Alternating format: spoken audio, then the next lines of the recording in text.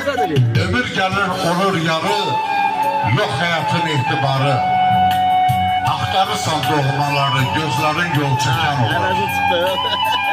Olmasa minarısı kamı, rahat yaşayardı ama. Aslı öldürmür adamı, hemmeşe bir diken olur. Var hayatın bir nakşı, var heren öz bakışı. Bunlardan da biri yakşı, biri zəhlə dökər olur.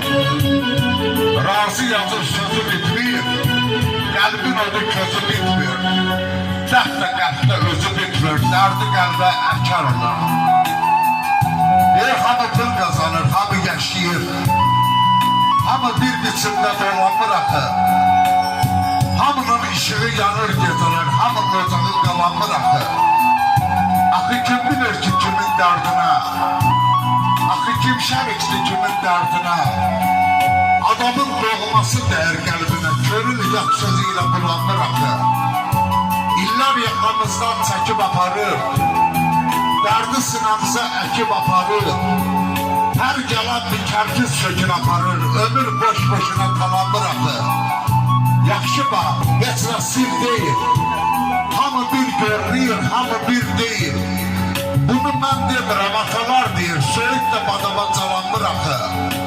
Razı bitməsin, yazmaq həvəsin. Öz üçün ağırdır, dərdi hər kəsin. Bağa su gəlmirsə, bağban neyləsin, güllər göz yaşı ilə sulanmır axı. Güllər göz yaşı ilə sulanmır axı.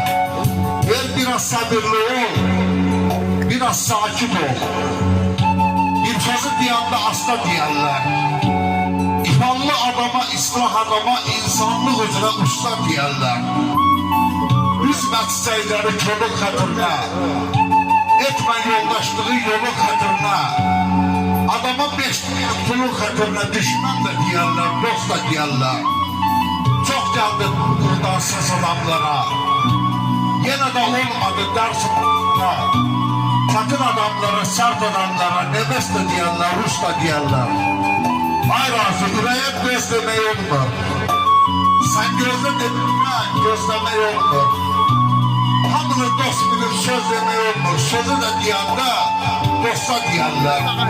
Sözü də deyəndə, dosta deyərlər. Əlifsən, çoxları bilmir. Dünyaya mühmən gələn adamam. Əla deyir. Parmaq da uzanıb gözə girmirəm, yerli yurdunu bilən adamam. Çox da ağırlarım, amma bezmirəm. Yanıram, əlimi haqdan üzmürəm. Şöhrət axtarmıram, sərvət yazmıram, söz üçün əliyib ölən adamam. Bilmirəm bu ömrü hara çapıram. Elə daş yarıram, qaya çapıram. Ən çətin günümdə təpər tapıram, müsibət içində gülan adamam. Yazdı qismətimə yolun sərtini, Allah imtihanıma çəkdi mərdini. Heç kimə qıyməyən batman dərdimi, zərrə sevincimi görən adamam. Zərrə sevincimi görən adamam. Bir gədanın evində palas kimisən, kişinin anlamı.